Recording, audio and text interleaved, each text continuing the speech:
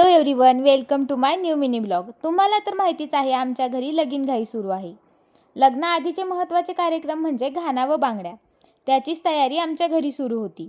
सकाळी लवकर उठून छान आवरून परसबागेतील फुलं वगैरे तोडून घेतली. त्यानंतर त्याच्या पाकळ्या वेगळ्या केल्या. मग घाण्यासाठी लागणारी सर्व तयारी करून घेतली व छान जातं सजवून घेतलं. जातं छान सजवून झालं तोपर्यंत सर्व बायका नैवेद्याला लागणाऱ्या पुरणपोळ्यांचा स्वयंपाक करत होत्या. सर्वांची लगबग सुरूच होती. लग्न म्हटलं की जास्त एक्सायटेड असतात ती म्हणजे छोटी मुलं. सगळीकडे त्यांचाच गोंधळ. नंतर दारासमोर छान रांगोळी काढून घेतली. मग छान तयार होऊन आम्ही निघालो देव आणायला. मग आमच्या ग्रामदैवताच्या मंदिरात गेलो. तिथे देवांची पूजा केली. देवाला पत्रिका ठेवून लग्नाला येण्यासाठी आमंत्रण दिले. नंतर वाजत गाजत देव घरी आणले. तोपर्यंत घरी घाणा भरण्याची तयारी झालीच होती. मग बायकांनी घाणा भरायला सुरुवात केली.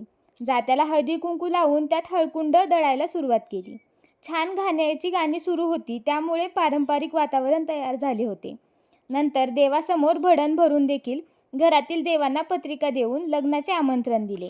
असे सर्व देवांचे कार्यक्रम छान व व्यवस्थित पद्धतीने पार पडले. नंतर सुवासिनींना जेवण करायला बसवले. जेवण झाल्यानंतर त्यांना मेहंदीचा कोण व ओटी भरण्यात आली.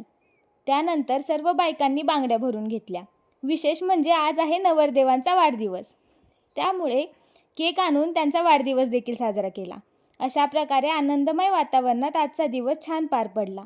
Thank you all.